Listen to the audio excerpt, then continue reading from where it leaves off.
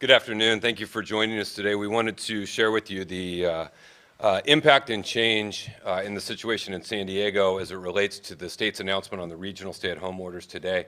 I'll briefly walk you through what it means for San Diego County. Supervisor Vargas will share some information, and then our public health doctors are here to answer any questions that you all may have. As you're most likely aware, the regional stay-at-home order has been lifted. This California Department of Public Health and Governor made that announcement today. The state's projected ICU capacity over the coming weeks shows Southern California to be below, or to be greater, than 15% threshold that triggered the regional stay-at-home orders. The practical impact of what that means is in San Diego County, we will return to the purple tier. That is the entity that we were in prior to the regional stay-at-home order being put in place. And I will walk you through what this means, but the most common ones is outdoor dining can resume. Personal care type services, your hair salons, barbershops, nail, tattoo, and massage can also resume, again, consistent with their safe reopening plans, along with some changes in youth sports in terms of practice and those that can begin operating, and I'll walk you through that here in just a minute. I think as in San Diego, look, we've seen positive developments in terms of our case counts beginning to come down. We've seen some modest reductions in our hospitalization, some lowering in our percentage of positives, and I think as San Diegans, we can take a measure of pride in knowing that we did beat back the most severe aspects of the recent surge that we've seen, and that has put us in a position, again, to come out of the regional stay-at-home order for all of Southern California and put San Diego in a position to begin to reopen some of the lower risk type settings. But we want to be mindful that today's announcement is not a moment where we need to abandon our vigilance or lose our focus. Although there are new things that are opening up, and that is encouraging, particularly for those entities that have been so impacted by COVID, it's an opportunity for each and every one of us to recommit and refocus on what we're doing.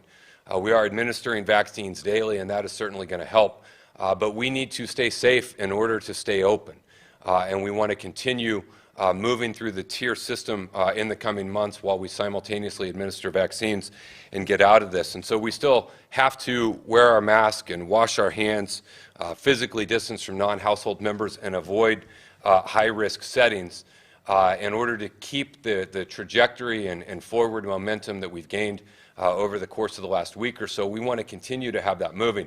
We should also aspire as a goal that we want to get to the next tier down, the red tier, and we have a considerable ways to go in terms of our case counts. This does provide some measure of certainty. I think we're familiar with the tiered system in terms of what it measures. It measures, obviously, case counts and adjusted and unadjusted, and we know where we have to be in order to move down. And again, we have a long way to go before the red tier, but opening the purple tier will hopefully provide some relief, again, to those businesses, particularly our restaurants and our personal care services that have been most heavily impacted. All of our efforts around vaccine continue, and we'll give a full report and update at our Wednesday briefing. We have brought on 2 additional pods. We have more superstitions in the work, and are going to continue to press forward to get as many vaccines as we can administered as possible. So let me walk you through a couple charts on what we are looking at as it relates to purple tier operations.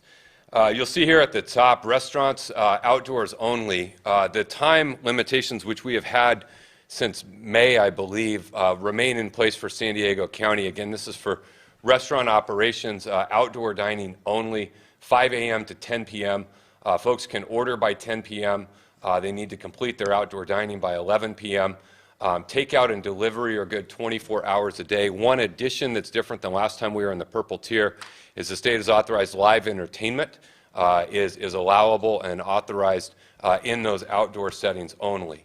Wineries, again, can operate outdoors also with live entertainment, consistent with restaurants. Bars, breweries, and distilleries that serve food operate exactly as restaurants. Hair salons, barbershops, nail salons, tattoo parlors, massage, other personal services can operate indoors. They have to follow the safe reopening plans, the same ones that they had developed when we were in the purple tier. Post that information outside that safe reopening plan and can all start operating. Grocery stores go to 50% capacity, retail at 25%. Hotels are open, professional sports continue, but without live audience. Offices remain remote. K through 12 schools are still distance learning, if not already open for in-person instruction. There's an application process for K through 6, and that will be shared with schools, and amusement parks remained closed. The next tier here, these are outdoor operations only. Places of worship, outdoor, gyms outdoors, family entertainment centers, again, these are all things that are outdoor. Youth and recreational adult sports, all entities are allowed to practice at this point, provided that there's no contact between participants and they maintain their 6-foot physical distancing.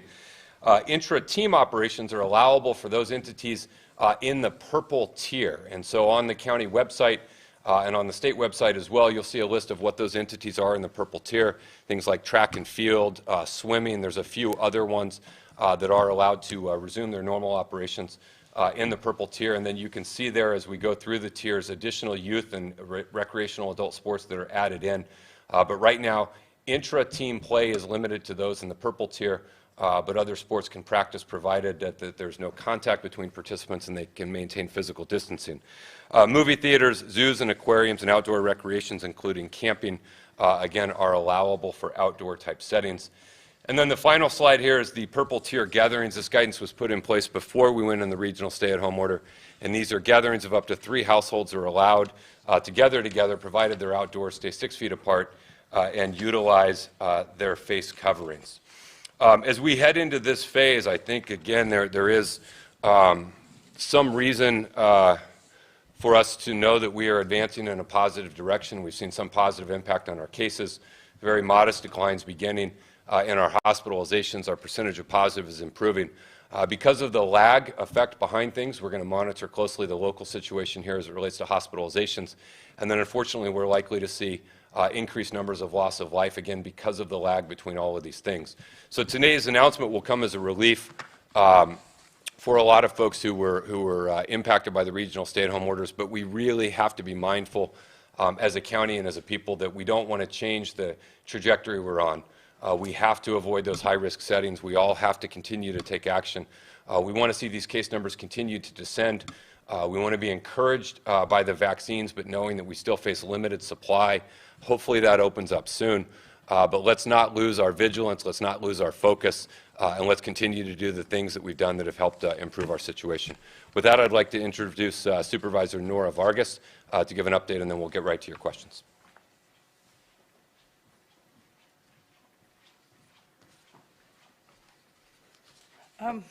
With today's announcement of regional state orders being lifted, and thank you, Chair, by the State of California, I just want to remind everybody, encourage everyone to continue doing their part, wearing your face mask, physical distancing, and making sure that we're outdoors if we're doing any gathering between 3 families or more. While we continue our vaccine rollout, we're still not out of the woods, and we're asking everyone to follow precautions for your own health and safety and that of your families and your neighbors. To our businesses, we're asking that you reopen safely, that you continue to be mindful of your employees and your patrons, and ensure measures are implemented for everyone's safety.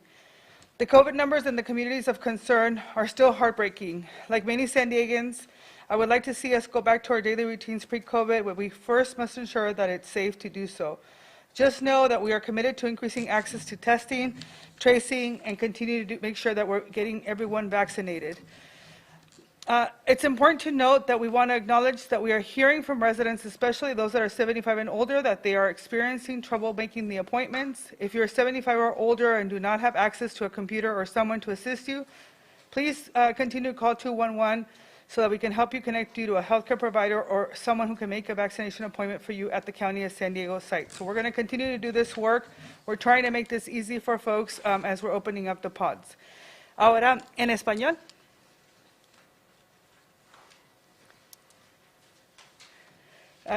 Como mencionó el Chair Fletcher, con el anuncio de hoy que el Estado de California levanta las órdenes regionales de quedarse en casa, le pedimos por favor a todas las personas que sigan usando sus cubrebocas, que practiquen con la distancia física y eviten cualquier tipo de reunión que no sean con las familias que sean parte de su comunidad.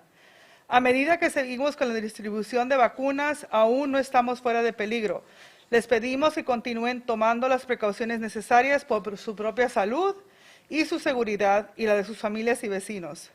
A nuestros negocios pequeños Les pedimos que a medida que reabran los lugares, restaurantes, lo hagan de forma segura, siendo conscientes de sus empleados y clientes e implementando medidas para la seguridad de todos. Las cifras de COVID en las comunidades de interés son muy preocupantes todavía. Con muchos habitantes de San Diego, a mí también me gustaría que volviéramos a nuestras vidas rutinarias antes de COVID. Pero primero debemos asegurarnos de que sea seguro hacerlo. Estoy comprometida, como estamos todos aquí en el condado, para seguir aumentando la oportunidad para pruebas y para que las personas se vacunen. También quiero informarles que nos han buscado mucho e informado que estamos escuchando de los residentes, especialmente a los mayores de 75 años de edad, que están experimentando problemas al programar sus citas para vacunas.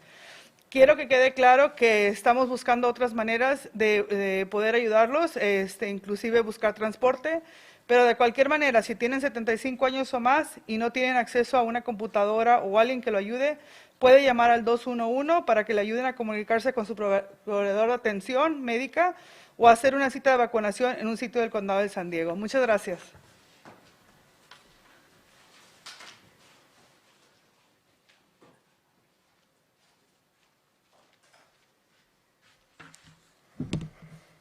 Thank you, Supervisor Vargas. We'll now go to your questions, our call-in questions first. Ashley Jacobs, Fox 5. Hi, I actually do not have a question anymore. Everything I needed was answered. Thank you very much. Wonderful. Thank you, Ashley. Next question. Artie Ojeda, NBC 7. Good afternoon, everybody. A couple of questions. Number one, since case rates are the key to moving, or one of the keys to moving to the less restrictive red tier, can you give us an update on case rates, current case rates in the county? And secondly, and more important, as you know, the fact is many businesses, in particular restaurants, have simply ignored recent health orders with little or no resistance from local jurisdictions. So based on current case rates, it would seem we are a long ways from moving out of the purple tier. What are your expectations of people actually following purple tier restrictions, or will this brazen violation of existing health orders just continue to go on unchecked? Yeah, thank you, Artie. So presently, our unadjusted case rate is 67.7. Our adjusted case rate, and you'll remember we've always gotten an adjustment factor because we're doing considerably more testing than most counties. Our adjusted case rate was 49.6, and if you remember, we have to get to 7.0 or below to send into that next red tier, and so we have a considerable ways to go. We have, if you look back, it wasn't that long ago. We were having cases consistently in the 4,000 plus range. Obviously, that has come down. We're going to need to see that trajectory continue and continue for a fair bit before we're anywhere near the range of going to a lower tier. And so we hope that the actions and activities that people have been taking to bend this curve and begin to turn the corner on this and get it down will continue. And we're obviously hopeful that not having a major holiday like Thanksgiving, Christmas holiday, or New Year can help us do that. But the message today to the public is not, hey, everything's great. We have bent a curve. We have begun to move in a positive direction. But we have a ways to go. And the entities that are open no doubt want to stay open. The open-close type situation is probably most devastating for businesses. And the way that we control that and that we move forward is that every San Diegan continues to take individual responsibility to do everything within their power to do it. And then we will continue as a county, Artie, as best we can with the enforcement authority we have to now enforce what is allowable and what is acceptable within the purple tier. And so all of the enforcement actions will continue. They'll just be focused on what is allowable in the purple tier. And we hope that the current trends continue and even accelerate. And then the last thing is, as we move deeper into vaccines, we hope that also provides some help and assistance to the situation we're facing. Next question. Matt Hoffman, KPBS. Hi, I was just wondering if Dr. Wooten or Dr. McDonald or Dr. Nick, if he's there, could just comment on this new move from the governor. I know he talked about in his news conference today that there was some concern from public health directors regarding some cases maybe from the MLK holiday. And he also talked about how you guys are seeing the same data that the state's seeing. So just curious if you guys think this is the right move, if you think we should have waited, we should have done it sooner. Yeah, we'll have Dr. Wooten address that.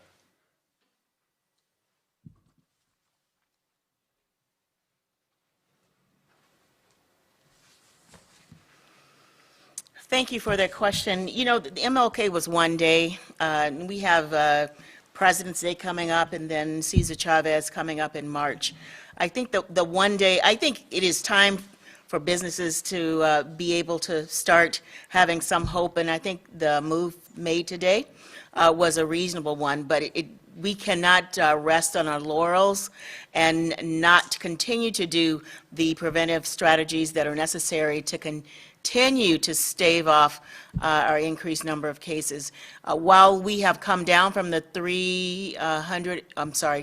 4,000 and 3,000 daily number of cases, we are still in the thousands, and that's, you know, we really don't want to see that. We want to see our numbers go back down to 200 or less. And actually, as we have more vaccinations in place, we hope to see those numbers even become less. But there are other things looming on the horizon, and that are the new strain, B117, and there are others out there, but that's the one that has been detected here in San Diego. So there are a lot of factors in play. Everyone should continue to do what we have asked you to do over the past year. So adhere to those preventive strategies, and we just continue to monitor things, and we see where we end up. Thank you.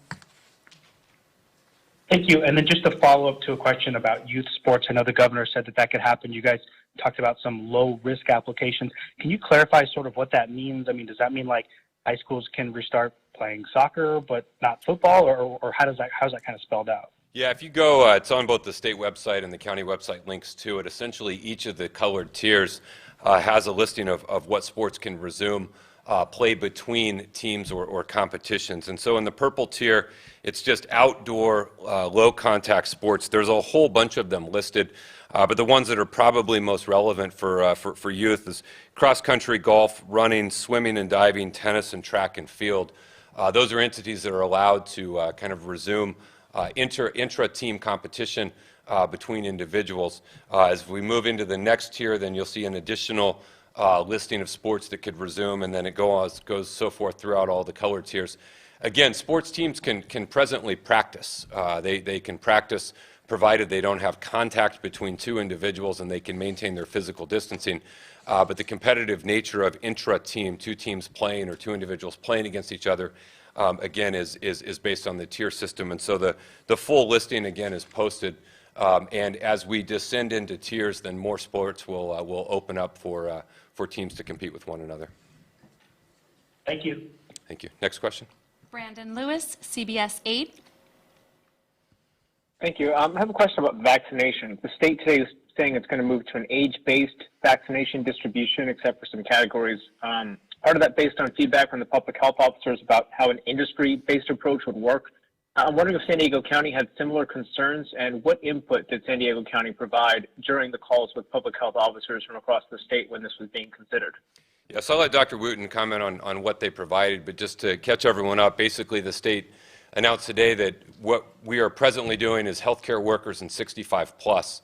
After we complete that, then we'll move into the priority essential workers, education, childcare, food and agriculture, and first responders.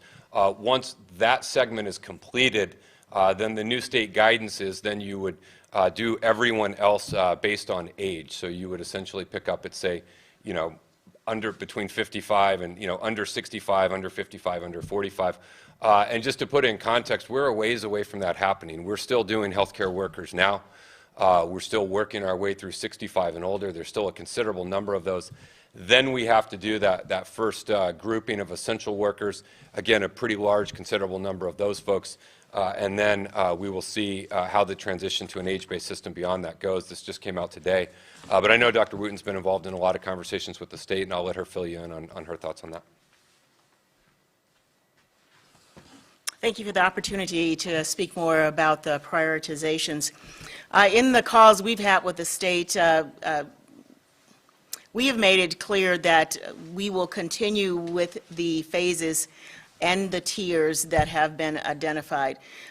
Switching only to an age-based prioritization will be confusing for our general public because there are also essential workers that need to be vaccinated. And the three primary groups would be childcare and education, then emergency services, followed by food and agriculture. And we want to get those groups vaccinated as well. But it all is contingent on the availability of a vaccine. So we will stay the course with where we are currently going. We have now opened up to 65 years of age and older. So we will continue that, and as we get more vaccine, we will then focus on those three essential workers and then see what happens after that. Thank you. I'm sorry, Dr. Wooten, so just to clarify, are you saying that there's a possibility that instead of the age base that came out today, we could continue going with the tiers that are already out there because it's confusing? Well, the tiers already includes age-based guidance. So right now, we're in 65 and above. In the next tier, it is 50 to 64, and then 16 to 49 years of age for individuals that are at high risk. And we will follow that process. So we are not abandoning the age prioritization. We are continuing to do that, but we will also make sure that key essential workers that need to be vaccinated will also be included. Okay, thank you, Dr. Wooten. Yeah, so we're going to continue. Again, we're doing healthcare in 65 and older. Next, we will go to those essential workers, healthcare. I'm sorry, and next, when we finish that, then we will go to childcare and education, first responders, food and agriculture, and then when that's completed, we will let you know what the current guidance is, because it may change again between now and then. But we have plenty ahead of us we got to get through in the interim. Next question. Miriam Rafferty, East County Magazine. Yeah, I have a couple of questions. The first one is a follow-up on the enforcement question. It isn't just restaurants and bars that are, the problem with violating the rules. I've had a lot of readers email me who are really angry over seeing the mayor of El Cajon out speaking at a religious gathering, an outdoor worship service in downtown El Cajon, but we had a photographer there. There were probably 700 or 800 people there. Almost none of them were wearing masks. They were very close together. Can the county or will the county do anything to enforce the rules? I mean, to prevent more super spreader events out there? A lot of people are very worried about that. Well, we're going to continue again to enforce the public health orders. We have a system in place. People make complaints. We go out, we educate, we investigate, we issue cease and desist letters or public health closure notices when appropriate. And then law enforcement obviously has the follow-up if folks don't modify or change their activities beyond that.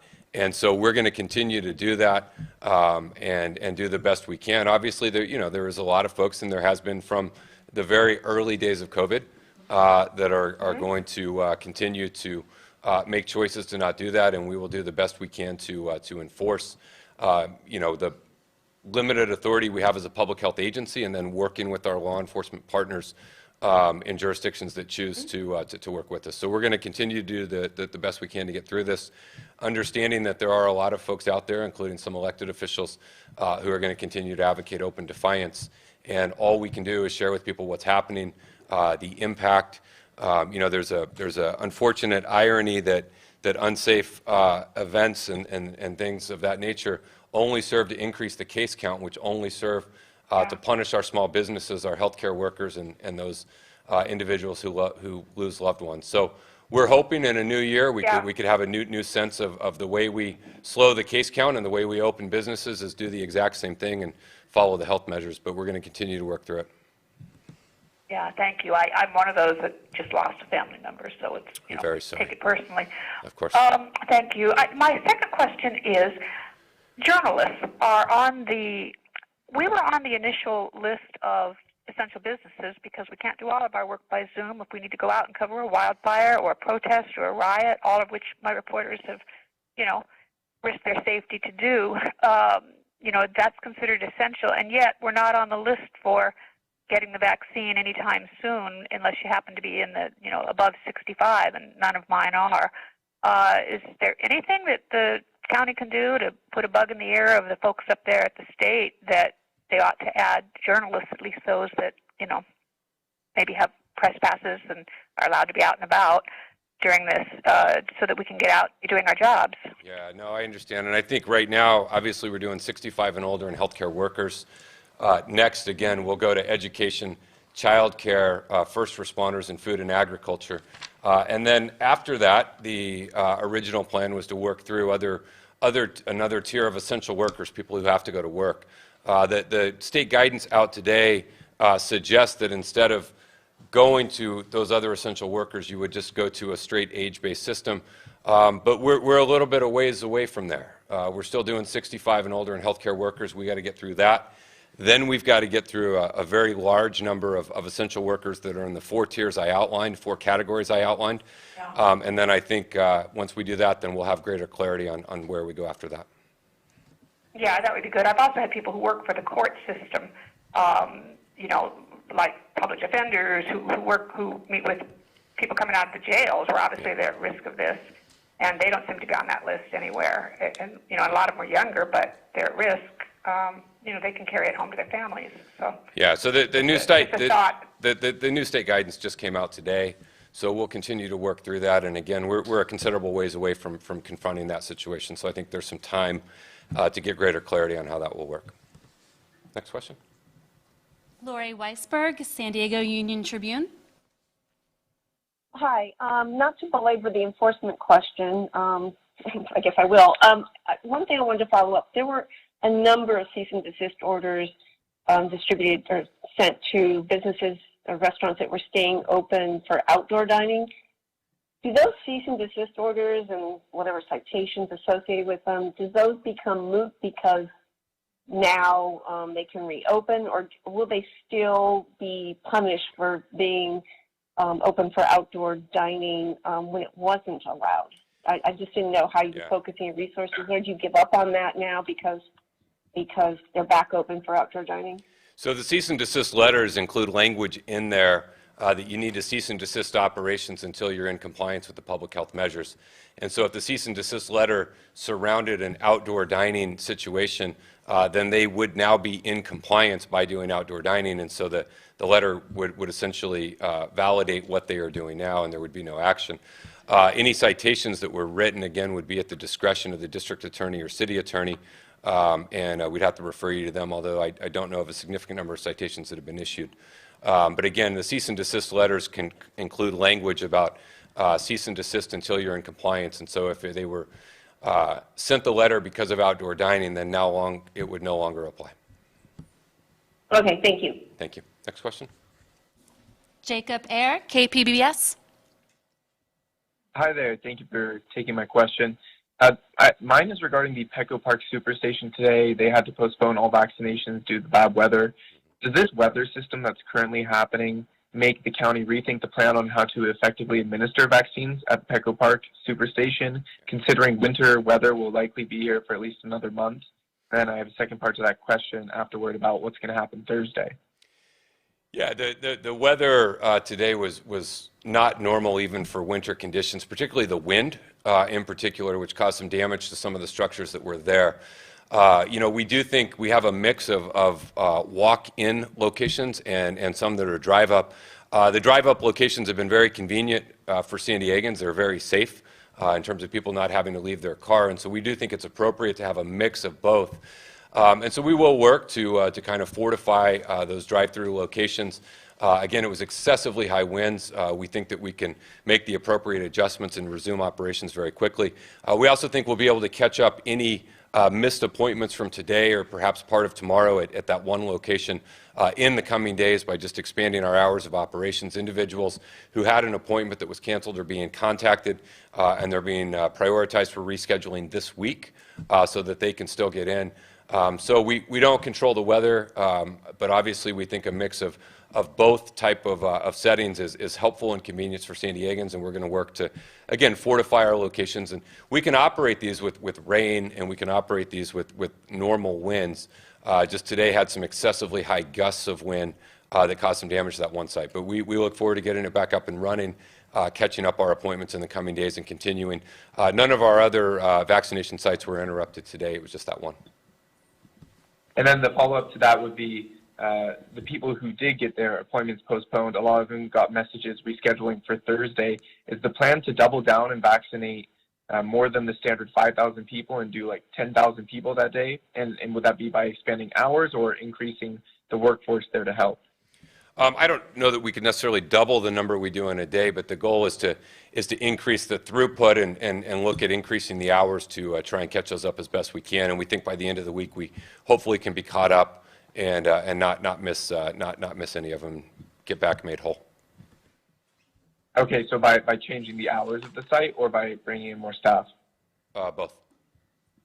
Okay, thank you. Next question. Our final caller is Paul Sisson with the San Diego Union Tribune. Thank you for taking my call.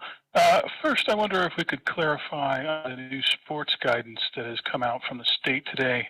I don't recall them ever listing specific sports that could resume team-on-team competition. Can you verify that my memory is correct there in terms of this is the first time that we've actually had the state say you can resume playing games of these types of sports? Yeah, your memory is correct. That guidance just came out. So it is new guidance. And then thank you. And then secondly, I think I and a lot of folks in the media have been getting a lot of tips and complaints over the last few weeks that certain organizations that have gotten early supplies of vaccines, especially healthcare organizations, have been vaccinating non-clinical workers who don't really have a lot of patient. I know that the county runs a vaccine registry, electronic registry that all of these doses are put into when they're administered. Has the county taken any steps to audit the vaccines that are being provided to make sure that they're being given to the appropriate people? I'll have Dr. Wooten address your question, Paul.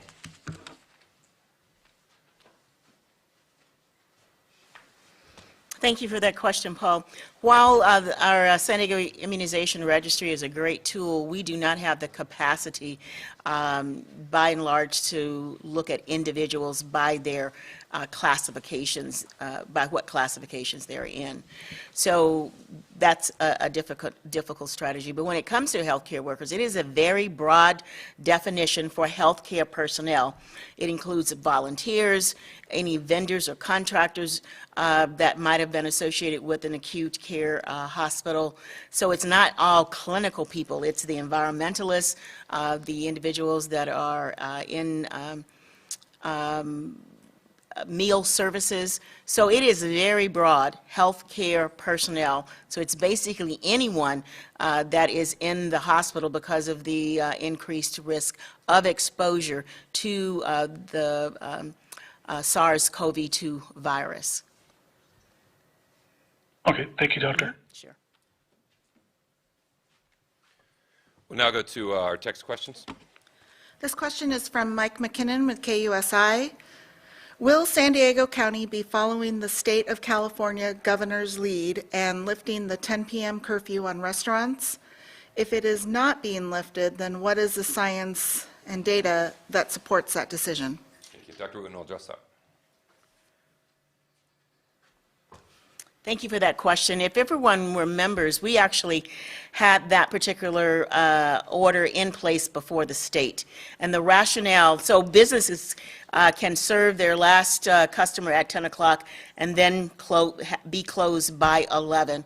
And the rationale for that is that we were seeing particularly bars open and people gathering and not adhering to the health officers' order. So we will continue that particular order, and that the rationale for doing that is as I've just stated. Thank you. We'll go to our next text question. This one is from Kelly Beal with Fox 5. She asks, can you elaborate more on the live entertainment at restaurants? What is the capacity limit and only outdoors? And also, can you please tell us the reason behind this move? Yeah, thank you, Kelly. There is not a hard number in terms of capacity for outdoor dining. It's based on the layout of the place. They have to maintain 6 feet physical distancing between each of the tables, and provided they have the space to do that, then they can monitor their own capacity based on meeting that threshold. The state did add in live entertainment for outdoor settings. I think they determined it to be a relatively low risk to have someone perform music or whatever it may be. And I know that's been a top request of a number of folks who are there. And so I think as we move back into the purple tier, it is not considerably different from where we were when we were in the purple tier before, with the only addition of the ability to have live entertainment in an outdoor setting, again, provided that people maintain that physical distancing between parties and adhere to all of the other safety protocols. Next question. This question is from Claudia Buccio. She asks, I'd like to get this response in Spanish. First question is, will the county open up the 211 vaccine appointment system based option to people over 65 as well, since many aren't tech savvy? And then she has a question for Dr. Wooten, so. Sí, la pregunta es, la pregunta es específicamente para las personas aquellas que tienen 65 años o más, que si pueden hacer sus citas que necesitan para la vacunación. La respuesta es que por el momento solamente las personas que tienen 75 años o más los invitamos a que hablen al 211 para que les puedan hacer una cita, ayudar a hacer una cita, porque es importante que tengan cita antes de ir por su vacuna. Ahorita lo que está haciendo el condado es que estamos trabajando con las organizaciones de las comunidades y el condado directamente para ver si podemos expanderlo a los 65 o más, pero por el momento es solamente las personas de 75 en adelante. Gracias. Okay, this next question is for Dr. Wooten, and she's asking, she says, there have been record deaths in our region just last week, and many still hospitalized. What does this say about our local situation? Are we flattening the curve?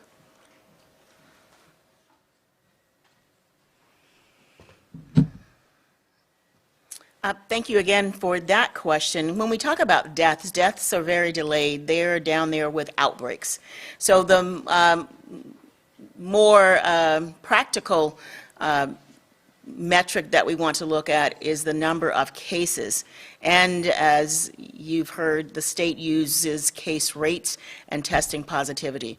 So we have been as high as in the mid 4,000s. Luckily, in the past week or so, we have been definitely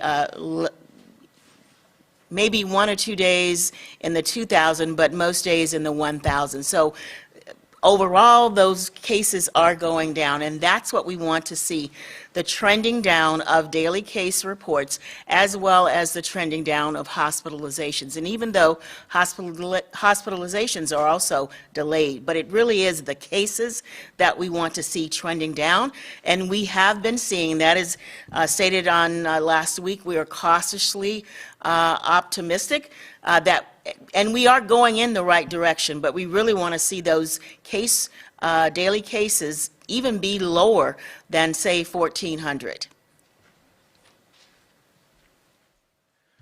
One quick clarification for Kelly from Fox 5. I answered your question about occupancy of patrons in outdoor dining, but I think upon reflection, your question might have been about occupancy of live performers. So the guidance is there needs to be 12 feet separation between a live performer and the patron. So someone sitting at a table in an outdoor dining environment needs to be 12 feet away from someone, say, performing music. If there is more than one performer, they need to be 12 feet apart from each other. So again, 12 feet is the guidance between patrons and performers and between one performer and a second performer. And so that is the guidance around the occupancy surrounding that aspect. Next text question. Okay, Taryn Mento with KPBS has a question about the My Turn platform. The governor said it is being piloted in LA and San Diego. How is that platform working so far, and what are you examining during this pilot phase before the state expands it? Yeah, we are using it. Our team here has spent considerable time with the state. There's so many different aspects of the portal that needs to work properly, from the user interface of a San Diegan trying to get an appointment to all of the back-end systems of connecting all of the appointments with various locations and the updating of data. Right now, we are utilizing it on our website for our community pods. So you can go to, if you go to the vaccinationssuperstationsd.com, for several of our sites, our superstations, you still book an appointment direct through those. But for our community pods, those have all been consolidated into MyTurn. We are working rapidly to incorporate the superstations into that. And the goal of where we hope to be very soon is for the superstations and the pods, county-administered pods that we're running, that people can go to one place again and assess all of those. So we continue to work through that. I think in the first day or two there were a few kinks, and so we're continuing to try and refine that. We had a county portal we were about to launch, but the state said this was coming, and so we didn't want to switch people between one system and another. And so, we think that there are some benefits that are coming from it, and we will continue to provide feedback, but it is being utilized in some capacity now. And I think one feature that is most promising is anyone can sign up for information and alerts for when it is their turn, and that feature is presently up and running. So we'll continue to work to refine it, continue to incorporate more aspects of what we're doing as we move forward. All right, that concludes our questions for today. We appreciate everyone's tuning in. Again, we are as a county moving back in the purple tier. That is encouraging, but we also want to keep our downward trajectory to get to lower tiers, so we continue to encourage everyone to stay safe. Let's stay open. We are moving in the right direction. Let's try and stay on that direction and trajectory this time. And again, thank you all for your time. We'll be back with you Wednesday afternoon for our normal COVID updates.